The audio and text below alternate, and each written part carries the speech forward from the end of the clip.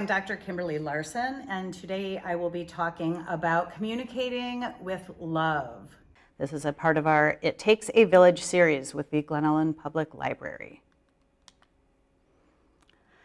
All right, so starting with this all too familiar image, this is why we're talking tonight, because communication, as we have expanded on technology, our communication has become a little bit less than what we want it to be in our homes. So I want you to first think about communication as a two-way street.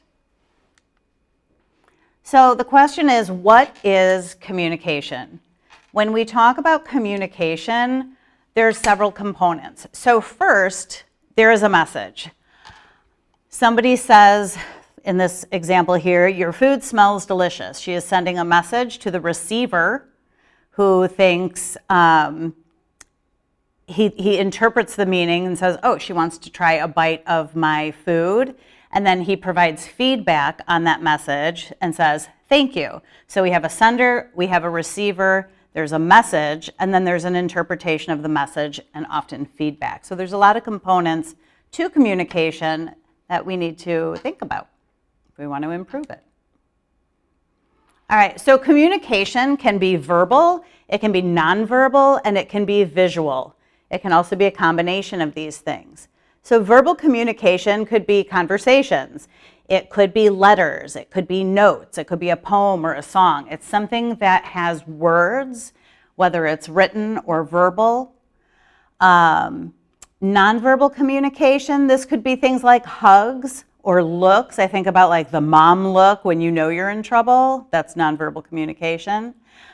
Touch, gestures, those are all nonverbal. Visual communication can be how you present yourself. It can be a drawing that you make. It can be an emoji. So all of these different types of communication are really important, especially when you're thinking about how you're communicating with your children. If you think about an infant, verbal communication is going to get you so far, but it's really the tone of your voice and the gesture and the eye contact that's going to really make the communication have an impact. So we have lots of positive communication, but these are also communications, maybe a little bit negative. We can be bored. Here's somebody laughing at you. Here's parents in the bottom here communicating that they're not interested in what their child is doing in the moment. You can express all sorts of negative ideas through verbal, nonverbal, and visual communication as well. So we have to be really careful how we present ourselves even when we're not just talking. So communication, in its very nature, is functional. These are actually social skills that we work with that have communication at its core. So things like sharing, cooperative play, listening, following directions, respecting someone's personal space, making eye contact, and using manners. These are all different types of communication skills. So why is this important? When we communicate with our kids, it fosters their language development and other neurocognitive skills. It teaches conversational skills, and this isn't just verbal communication, but conversation also has gestures and body language and facial expressions. So we're teaching those skills as well. When we communicate with somebody, we're showing them that they are valued, they're important, they're respected. It's how we express our love in relationship. It teaches about relationships. When we're communicating, we're usually also providing information. Communicating with our kids also provides opportunities to have their questions answered. It builds confidence and emotional development, and all of these things, it also applies to us too. We are learning from our kids. We are building confidence in our parenting skills. We feel valued, important, and respected when our kids give us the attention. So I want to take a minute and talk about cups. In psychological theory, we talk a lot of times about having an emotional cup.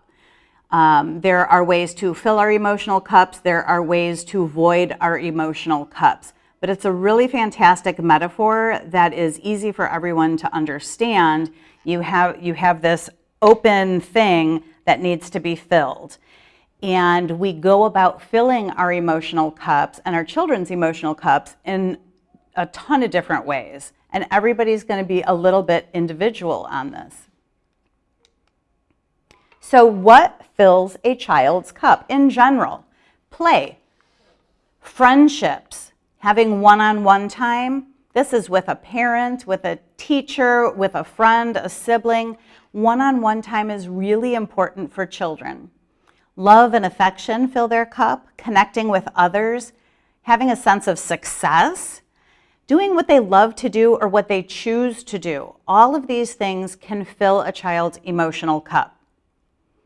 Things that empty a cup are stress, strain, feelings of rejection, loneliness, isolation, getting yelled at or punished, having a sense of failure or not doing well, being exhausted, also being hungry, doing what they're forced to do or hate to do. These are all things that will empty somebody's cup. So how do you know the best way to fill your cup or your kid's cup?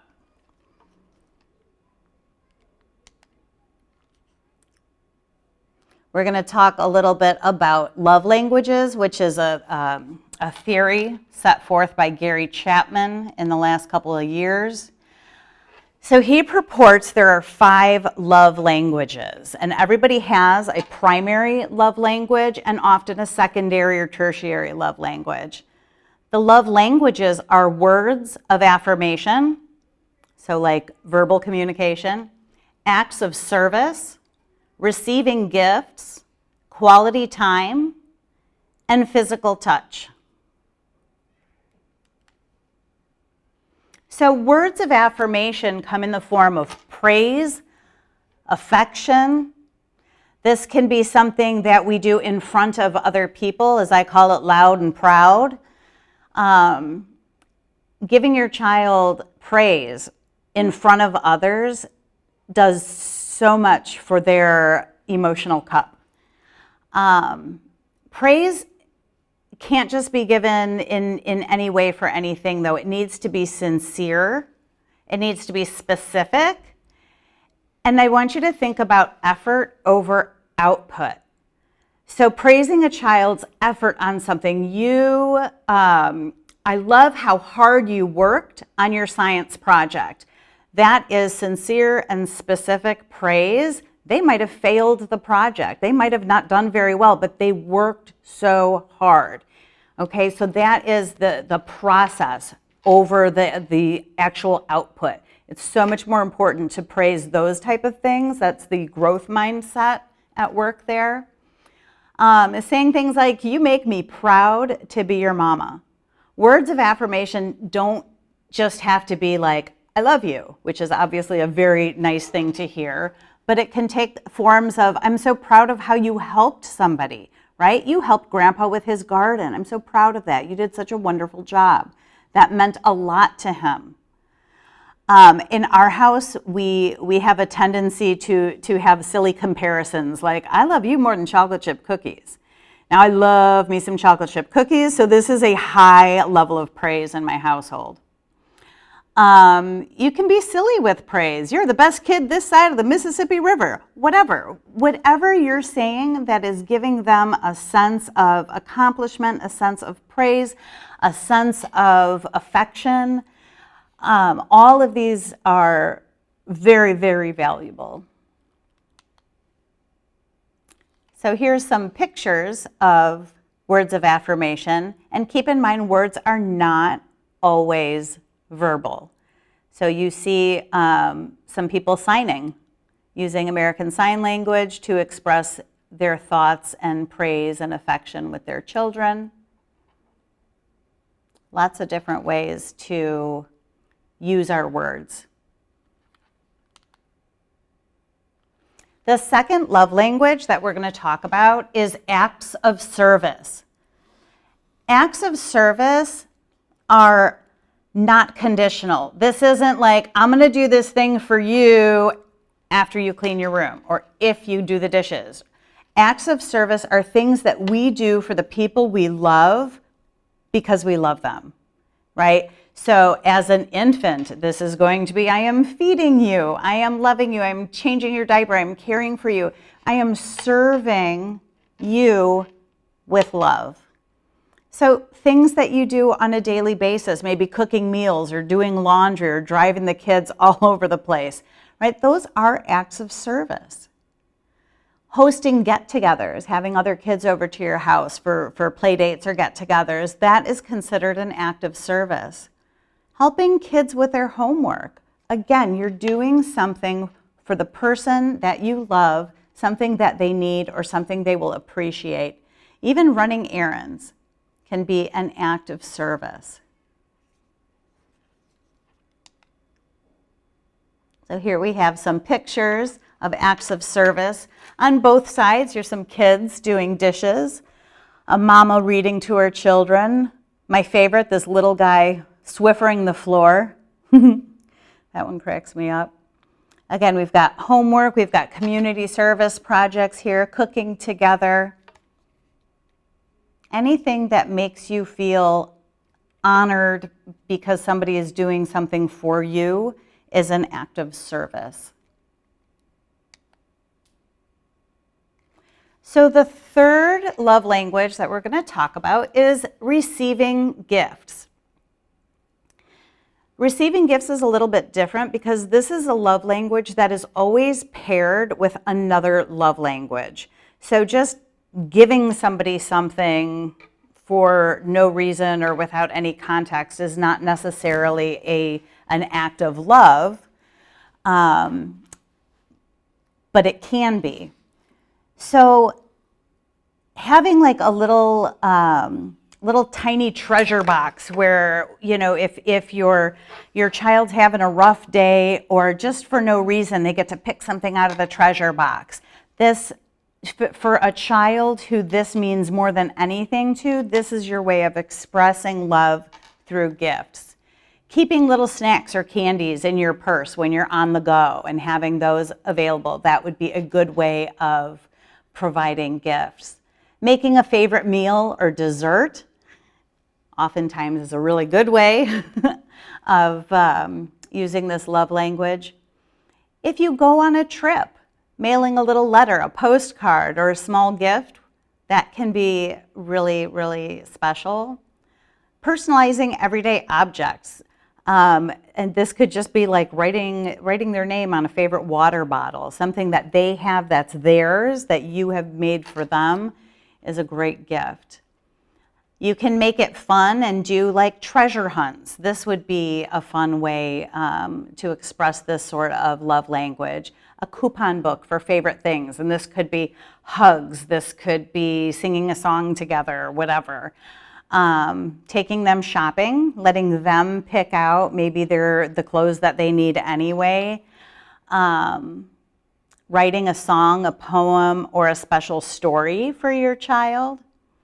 One of my favorites is going outside, exploring, and finding nature's gifts. So teeny tiny acorns, or a cool pine cone, or a feather.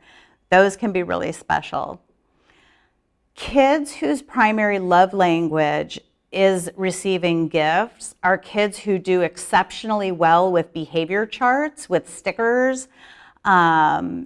These are kids that will really do well with that sort of behavioral intervention, because the sticker itself feels like an act of love.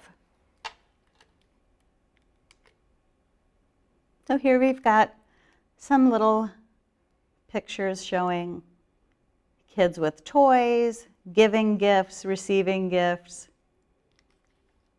Sweet. All right. Our next love language is quality time.